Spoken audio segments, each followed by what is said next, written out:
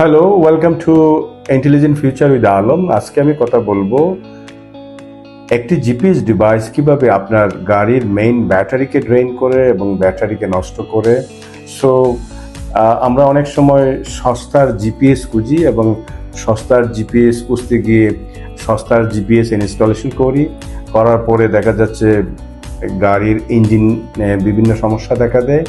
Ultimately main সমস্যা হয় ইগনিশনের জন্য। ইগনিশনের সময় গাড়ির ইঞ্জিন স্টার্ট হয় না, বিকজ ব্যাটারি ড্রেন হয়।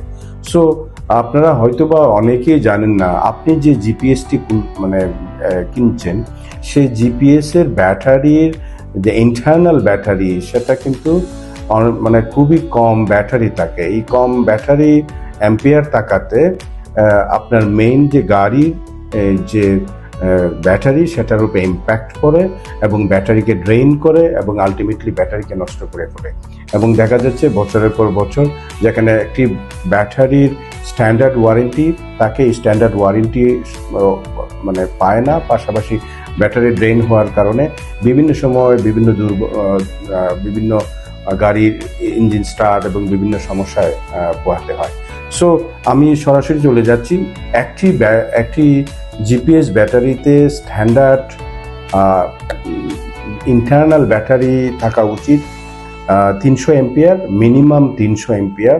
বাজারে যে জিপিএস আছে এই বাজারের জিপিএসগুলোতে, সস্তার জিপিএসগুলোতে আপনারা যেগুলো সস্তা খুঁজে নিচ্ছেন এবং আপনারা শুধু দামের দিকে চিন্তা করছেন, অথবা স্পেসিফিকেশন চিন্তা করছেন না। সো তারা এই জিপিএসের মাঝে, বিশেষ করে বাংলাদেশে যত জিপিএস আছে, বিশেষ করে 2G ডিভাইস এবং সস্তার জিপিএস ডিভাইসগুলো, এগুলোর মধ্যে সর্বোচ্চ 75 এম্পিয়ার ব্যাটারি থাকে। সো আমাদের গবেষণাতে দেখা গেছে বাংলাদেশের ম্যাক্সিমাম জিপিএস 50 থেকে 75 এম্পিয়ার ব্যাটারি থাকে এবং এই 50 থেকে 75 এম্পিয়ার ব্যাটারি থাকার কারণে মেইন ব্যাটারিতে ইম্প্যাক্ট করে এবং ব্যাটারিকে ড্রেন করে। এবং এইসব সস্তার জিপিএস কি হচ্ছে, সস্তার জিপিএসের নেওয়ার কারণে আপনাদের যে গাড়ির মেইন ব্যাটারিতে তো সমস্যা হচ্ছেই, পাশাপাশি এই জিপিএসগুলোর মধ্যে জিরো পাওয়ার কনজাম্পশন টেকনোলজি নাই। এই জিরো পাওয়ার কনজাম্পশন টেকনোলজি না থাকার কারণে মেইন ব্যাটারিতে ইম্প্যাক্ট হচ্ছে।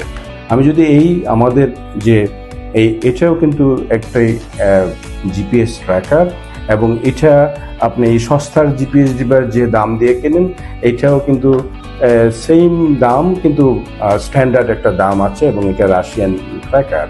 সো এইসব যখন ট্র্যাকার কিনেন তখন আপনারা অবশ্যই দেখবেন সেটার প্রথমত এটার ব্যাটারি কতটুকু আছে। এই ব্যাটারি মিনিমাম রাখতে হবে 300 এম্পিয়ার। তবে যেখানে জিরো পাওয়ার কনজাম্পশন টেকনোলজি আছে সেখানে 150 এম্পিয়ার থাকলেও চলে, তবে ম্যাক্সিমামই জিরো পাওয়ার কনজাম্পশন টেকনোলজি নাই। তাই আমরা রিকমেন্ড করি 300 এম্পিয়ার ব্যাটারি থাকতে হবে। 300 এম্পিয়ার থেকে 1000 এম্পিয়ার ব্যাটারি সেটা সবচেয়ে বেস্ট। এবং এখানে অনেক জিপিএসে মেমোরি কার্ডও থাকে, সেখানে গাড়ির ডাটা রাখার জন্য, এবং সেটা নিয়ে আরেকদিন কথা বলবো। সো আপনারা যখন জিপিএস ডিভাইস কিনবেন শুধু দাম দেখবেন না, স্পেসিফিকেশন দেখবেন, কি কি ফিচার আছে দেখবেন, এবং গাড়ির মধ্যে মিনিমাম 300 এম্পিয়ার ব্যাটারি আছে কিনা সেটা দেখে নেবেন। তারপরে আপনি এই জিপিএস এর মালিকানা দিচ্ছে কিনা, ওনারশিপ সার্টিফিকেট দিচ্ছে কিনা সেটাও দেখে নেবেন। ওনারশিপ সার্টিফিকেট নিয়ে আরেকদিন আমি কথা বলবো, এর আগে অনেকবার কথা বলেছি। সো আপনারা যে বাজারে সস্তার জিপিএস ডিভাইস কিনছেন, এই সস্তার GPS A only 55 to 75 ampere battery থাকার কারণে আপনার মেইন ব্যাটারিতে ইম্প্যাক্ট করে এবং ব্যাটারি নষ্ট করে। সো এবং জিরো পাওয়ার কনজাম্পশন টেকনোলজি নাই। সো যখন আপনারা জিপিএস ডিভাইস কিনবেন অবশ্যই স্পেসিফিকেশনে মিনিমাম 300 এম্পিয়ার ব্যাটারি আছে এরকম জিপিএস ডিভাইস কিনবেন। আশা করি এই ভিডিও থেকে জিপিএস ডিভাইস কেন বেশি এম্পিয়ার ইন্টারনাল ব্যাটারি প্রয়োজন সেটা বুঝতে পারছেন। আরেকদিন এই ইন্টারনাল ব্যাটারির যে কাজগুলো সেদিন নিয়ে আমরা একটা ভিডিও করব। ততদিন পর্যন্ত সুস্থ থাকুন, ভালো থাকুন। ধন্যবাদ সবাইকে।